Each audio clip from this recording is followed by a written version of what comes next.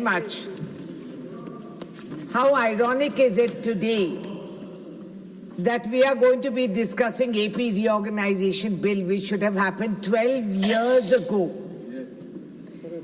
It is actually a statement of national shame that the so-called collective wisdom and intelligence of this House, it took everyone 12 years to process a parliamentary procedure, a commitment made on the floor of this House, a House that is held sacred to democracy, a House that is empowered by the Constitution. What did we do? 12 years later, the government comes out with this act and decides that Amaravati will be the capital. And we are supposed to laud them for this and be grateful for it. Sir, I want to tell you, this is a victory of the farmers of Amaravati who fought for this day and night.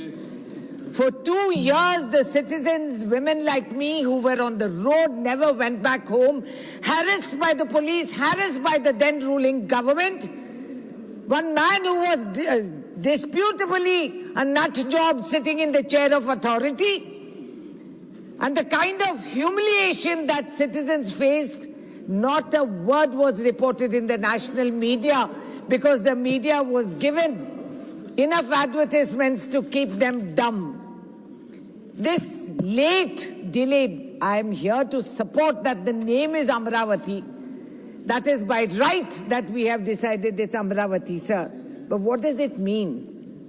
What does it really mean is what I'm asking.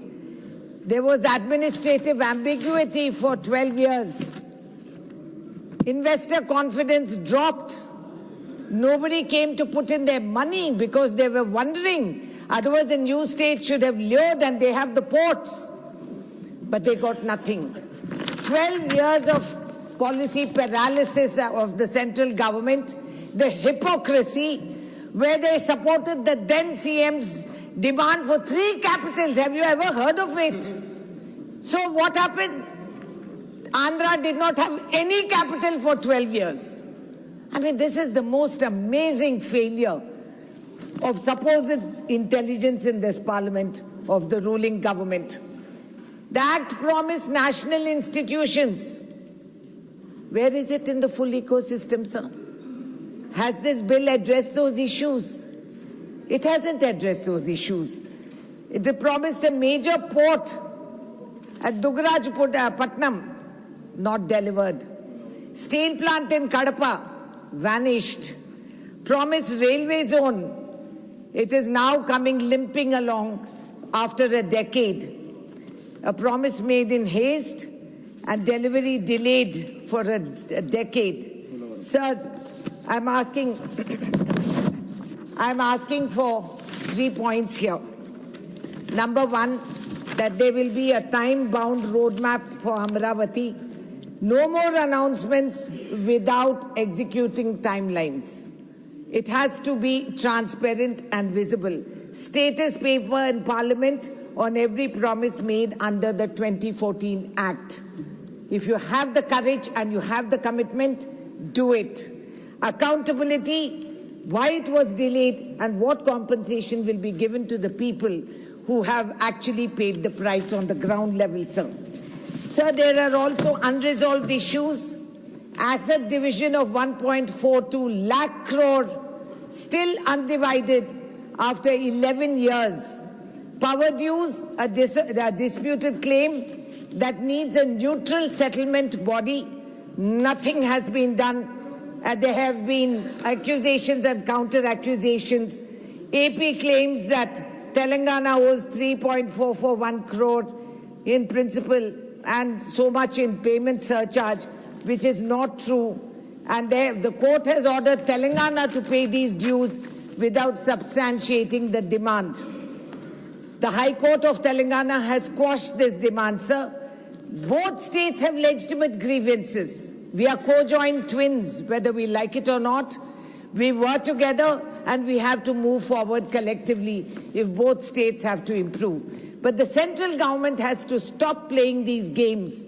And just before 5 state elections, they'll come out with women's reservation.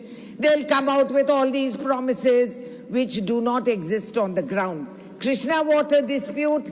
We get less water in Telangana. We don't grudge Andhra their water. So be it. May the farmers prosper. May they get their rightful price for the crop. As it is, the input price has multiplied 3 times, but the income hasn't.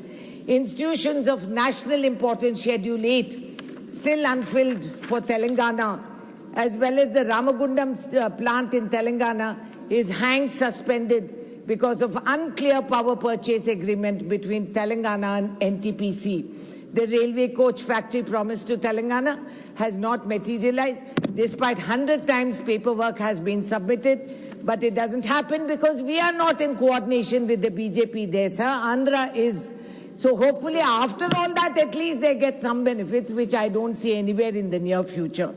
Then the selective application and enforcement of the same act, but 2 different standards which apply to them. People of Telangana saw that the centre invokes the AP Reorganisation Act to benefit an alliance partner, but they don't give the same act's commitment to Telangana and were quietly left unfulfilled. The rare instance of political unity, the Assembly has passed a resolution against this discrimination with Congress, BRS and all parties together because of what people in Telangana also suffer. Sir, a promise denied in the 13th schedule of the AP Reorganisation Act, they have not fulfilled. And sir, there is also a human interest issue, which is of the 5 mandals which is bordering my constituency: Ettapaka, Kannayigudam, Pichkulapadu, Gundala, and Purushottapatnam. Now, these are living in no man's land. They're locationally with the Andhra Pradesh, and then they belong to Telangana. And these lands are the Lord's. Rama, they claim they worship Rama. The only temple of Ram which is in Bhadrachalam. These are the Lord's properties, and these people live in a grey area. Administratively, they are hounded because they belong to 2 states. There's no one giving them any welfare measures, and they are suffering greatly. Now, sir, this kind of hypocrisy, what is the message we send out to the rest of the nation? That it doesn't matter what happens in Parliament, because what will happen outside will happen. There's no accountability. There's no responsibility pinned. And there is absolutely no shame that we come to the House today touting and beating our chest with supposedly a grand success of naming the state capital as Amaravati. But for 12 years you lived without a capital. You don't want to talk about that. They don't address these issues. And I think it's highly embarrassing, sir. You say justice delayed is justice denied.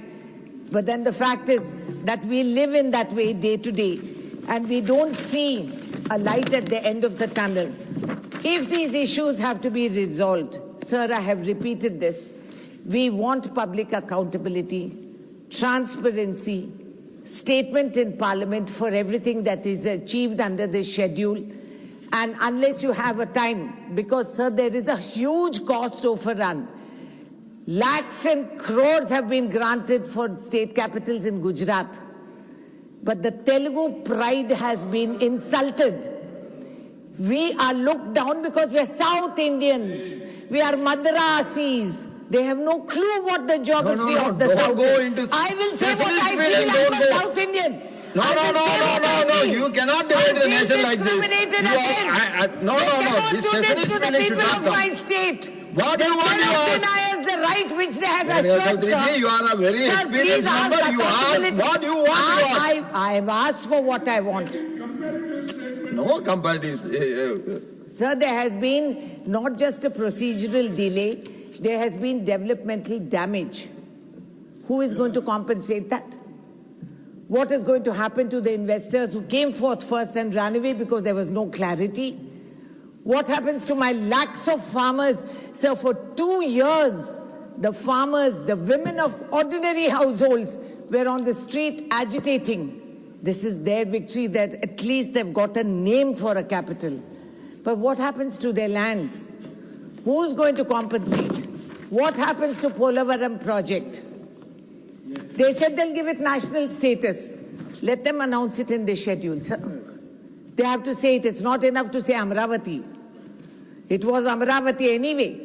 I had told the then Chief Minister, Pettara Peru, Amravati, Lakpate Pelavara Peru, Kamaravati. Pettu Peru, I have called it. So if he has the audacity to say that, let them have the courage to implement that, sir. Please do it. And what is it cannot claim, the centre today, that they have solved a big political problem. They have done nothing. This is cosmetic touch which they have given us. At the ground level, Mr. Now he has to run off somewhere because it's very urgent. Commerce is the one that's hit the most in Telangana. Polavaram remains. बैठ जाइए मंत्री जी, थोड़ा सब्र करिए और सुनने का हौसला रखिए. Piyush ji, you take your seat. Polavaram remains unfinished and repeatedly revised. Piyush Goyal ji, you want to sit? Then. This is the seriousness of their situation, sir. This is how they listen to the South. This is how they listen to the South. The entire commerce is tough in Andhra. But this is, and you're allowing it, sir. You should summon the minister and tell him to sit down. Yes, you have the power. You have to protect us also. No, I am protecting you. Where he has already gone out. He's left. You please. Your time is limited. Now, please conclude. Sir, the special category status is not written into the 2014 Reorganization Act. But the centre has acknowledged that the Prime Minister Manmohan Singh ji started in Rajya Sabha on 20th February 2014. AP will get it for 5 years to steady its finances.